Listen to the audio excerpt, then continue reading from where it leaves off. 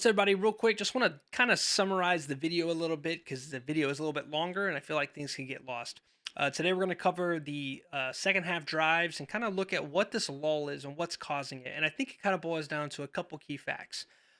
One, I think the biggest issue, and I'll show a lot of that film first, is going to be just taking what the defense gives you at really just a simple level. You don't need to play chess. Sometimes you could just play checkers. If they're going to give you off coverage, sometimes you just got to give it to your playmakers and hope for the best. I think that would help a lot with establishing rhythm, getting free yards. Instead of all of our second half plays requiring four things to go right, you run a play action. That means the play fake has to go right. The players have to sync up. The routes have to work, and the protection has to hold up. That's five things that have to work before Jameson Williams or somebody else gets a successful crosser. I just don't feel like that back to the ball play action works. Well, that brings me to my second point. We're an under center heavy team. We run the football under center. We run play action on a center.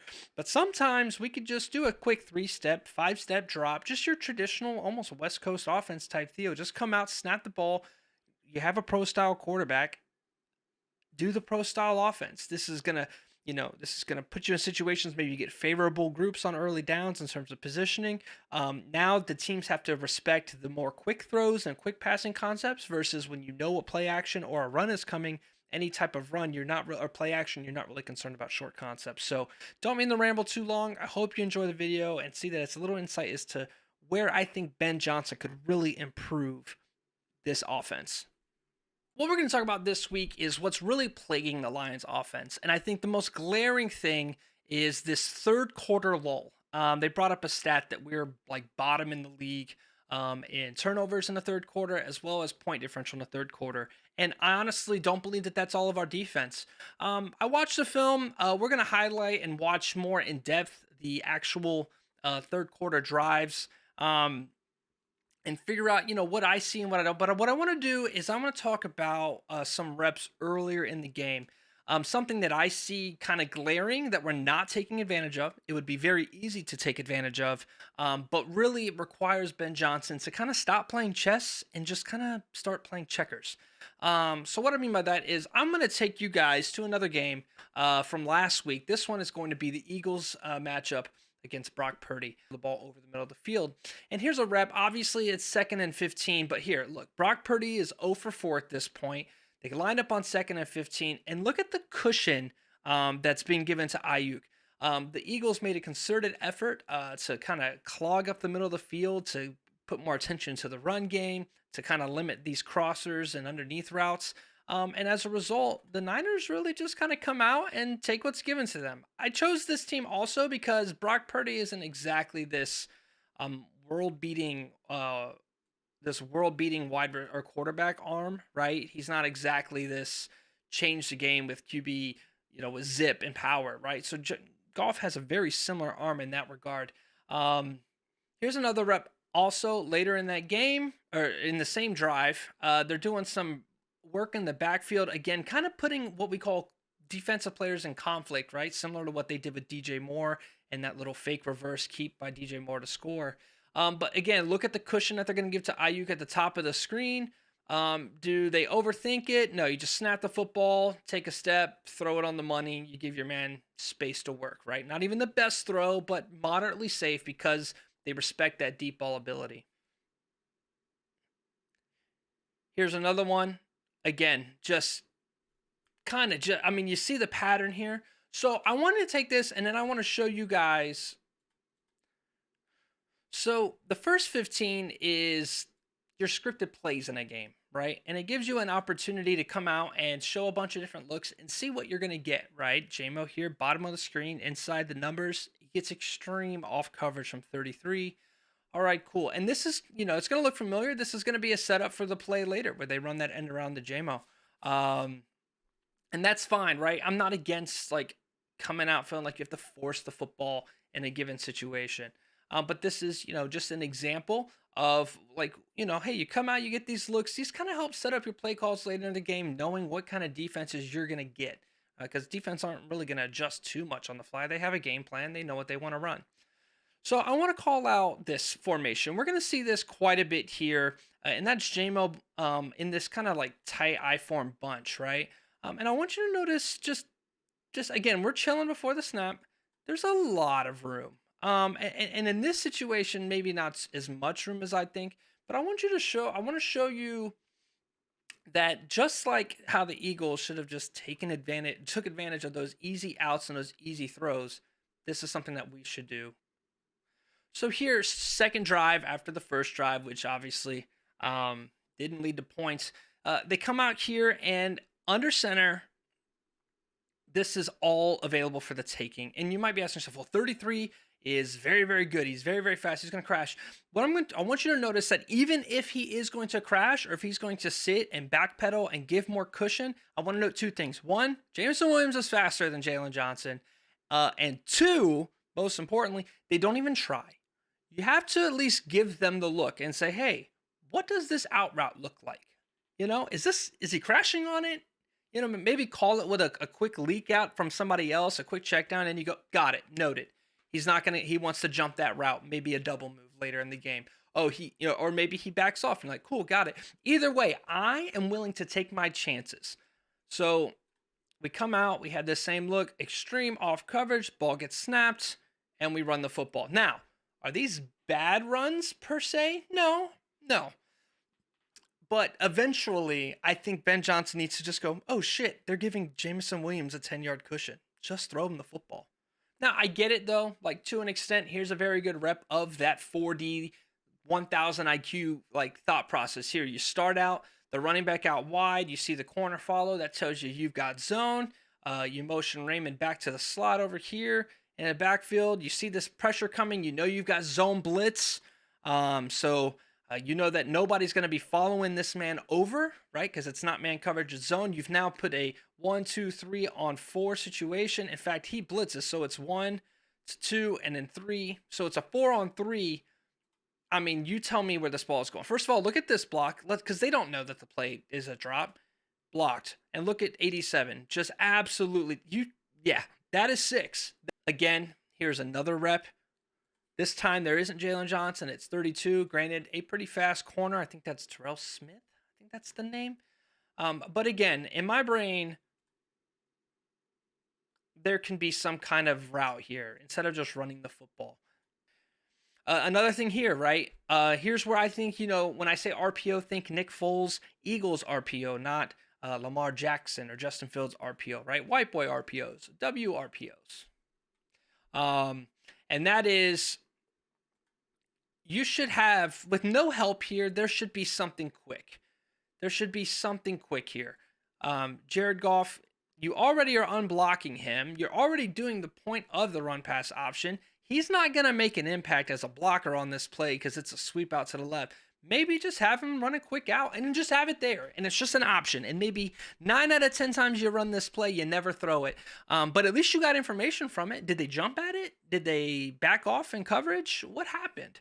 We're not learning any information because we get that look and then we just run the football. I don't like that. I think that you have to at least do something. You have to challenge it in some point, especially when it's a player as deadly as him. And especially when you say that the goal is to give Jameson Williams more touches and more reps. And since then, he's had 1 catch and 2 end arounds. It's not acceptable.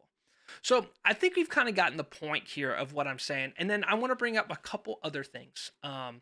Another point that I have is back to the ball or back to the play action, right? This is an offense that heavily features under center play.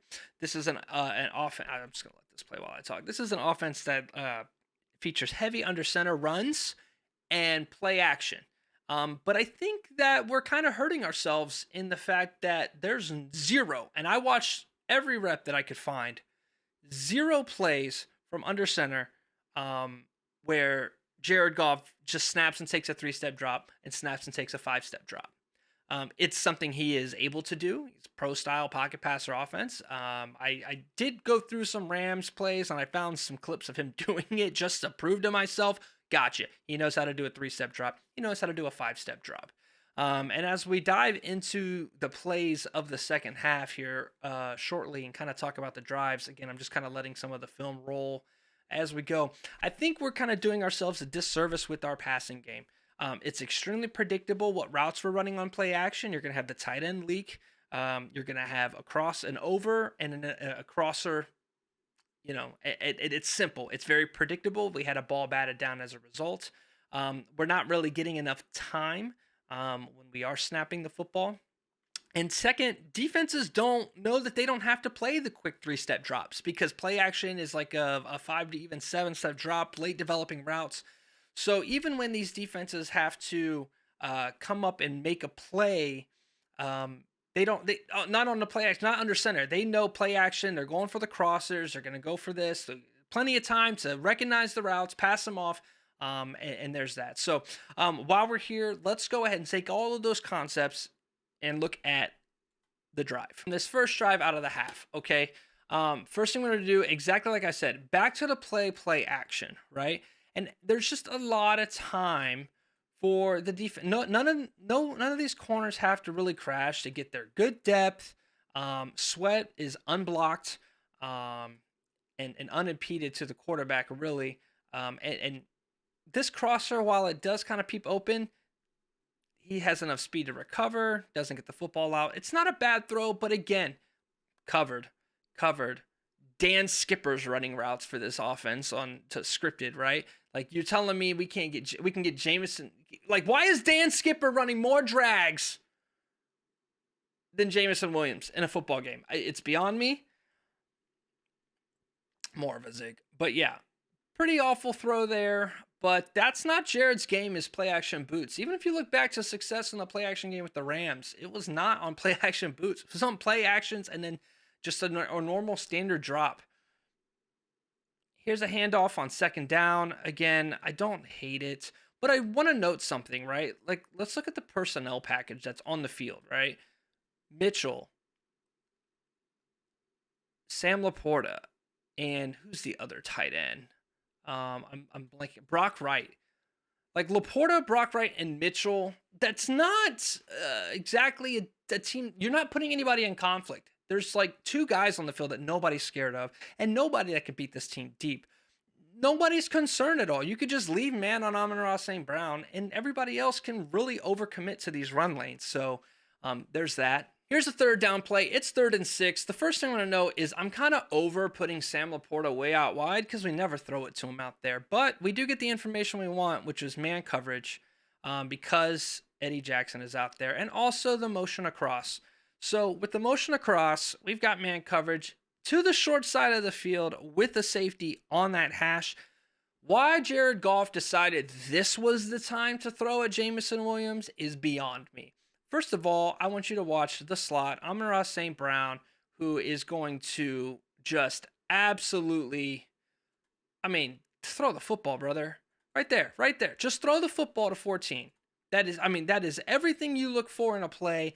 I get that this looks good. I get it. I do. But it's 3rd and 6, okay? And we're gone nowhere, okay? Just throw the football right to Amon-Ra St. Brown and get the first down and more because everybody's down the field. You get a little bit of a handsy play on JMO. The ball's heavily underthrown. It's bad. That's not even the time. Look at how many times that we had opportunities to throw the ball to JMO deep or to JMO quickly or just to JMO at all. But we took 3rd and 6 on the first drive out of half. So that must have been a scripted. I would imagine it's a scripted play. But it doesn't get any simpler. So the key thing about this drive is we immediately come out and get a false start penalty, right? So just out of the gate, we're playing 1st and 15.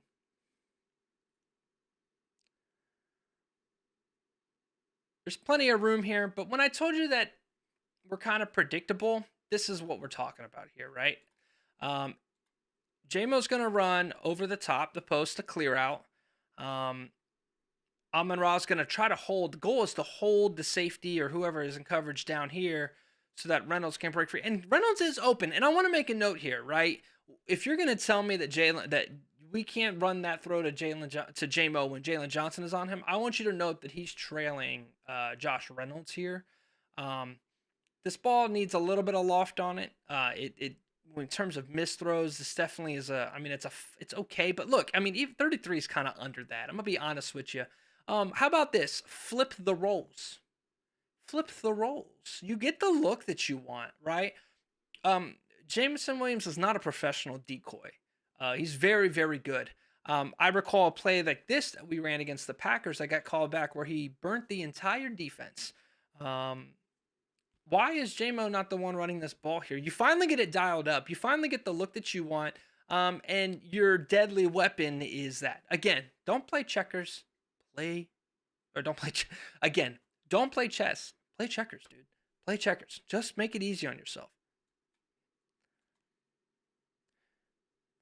Next drive, we get that look that I was talking about here. We're at the off coverage, but again, no, there's no passing plays out of this concept. You get Jameson Williams a ton of space. Don't throw the football, Ben.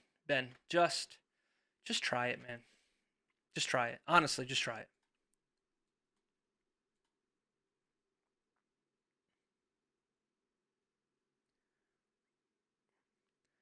Remember that play where I said it could have been an RPO type situation? Here again, Jameson Williams tight to the formation and tight. Like that's the point of that alignment is to open up the boundary, and we just do nothing with it. We do nothing with it. We do that empty where we have Sam or Raymond way out wide to stretch the defense. All right, cool. Don't do anything with it. We bring JMO in here. You get 7 yards of cushion, and we don't even run like any routes with him. Again, it's another run. How many times do we need to get this look before Ben Johnson tries to pass? I try not to get too emotional about these things, but Jesus fucking Christ, dude. Let's cut back here to another key down. You're going to motion Raymond down. You got 1, 2, 3, like box coverage over here on this side, and you've got these two receivers, and what are they going to do? They're running the same route. So we've got Sam Laporta by himself on the dig that they're bracketing. Two other players well short of the sticks.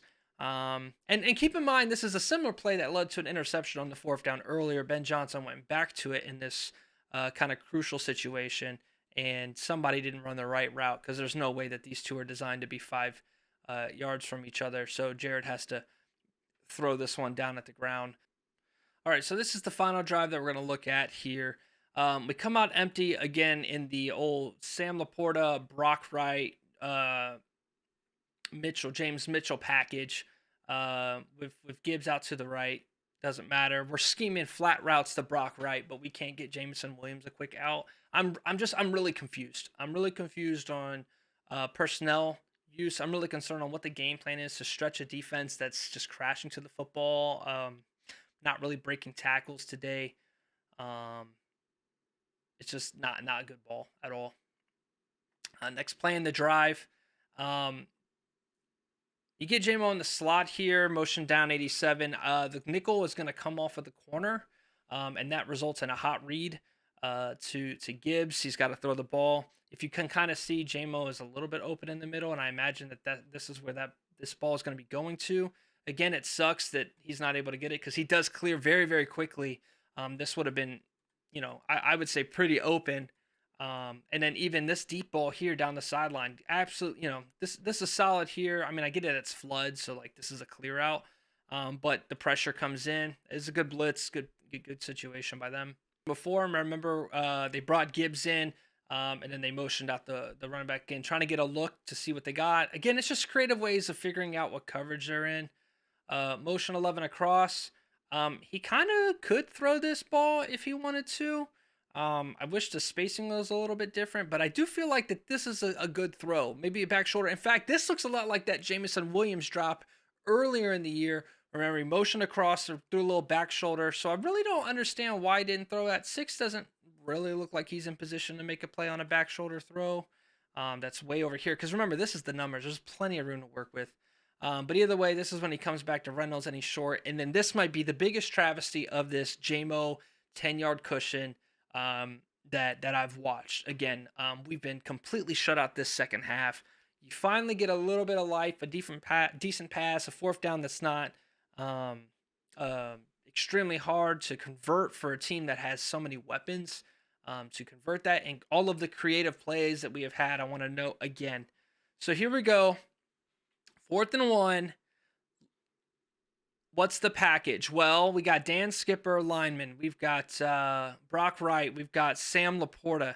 So the only two, what I'll call them like skill position, speedy players in this situation are going to be Gibbs and JMO. Now, if you remember earlier, there was a nice toss. I mean, maybe one of the best running backs off of the toss, and Gibbs.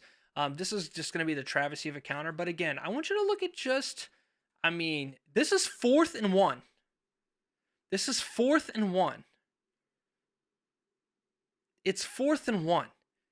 If you're telling me that you don't have a check slant, a check hot, a quick anything to get this football to Jameson Williams, why is he on the field? If that's a receiver, if you're going to put one wide receiver on the field on 4th down, why would it be him? Why not put Amon-Ra St. Brown? Somebody that you can trust if you need to check into the slant. The whole read says that it is going to be run defense. You run a late developing counter with a pulling guard. The entire offensive line gets pushed back about 6 feet outside of Graham, who's nowhere to be found. Abysmal. How many times? 10 times? Jameson Williams had a 8 to 10 yard cushion? And you're telling me that you got nothing for it, Ben? This is where I'm confused. Okay? And this is where I think we need to see improvement. And it can help. It can help these third quarter lull drives tremendously. If we could just settle down and take the easy throws. Okay? Just take the easy throws, Ben. Thanks for watching, guys. I'll see you next time.